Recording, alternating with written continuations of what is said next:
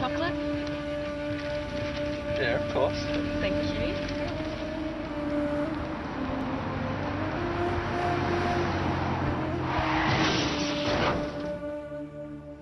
Do you have any idea what happens to you in a crash when you're not wearing a seatbelt, even at as little as 50 kilometres an hour?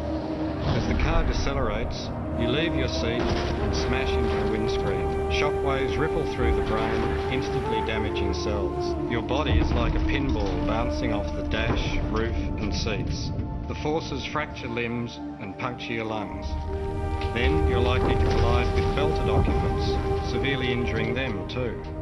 The result could be severe brain or spinal injuries from which you are unlikely to recover fully. Why would you ever get into a car without putting on a seatbelt?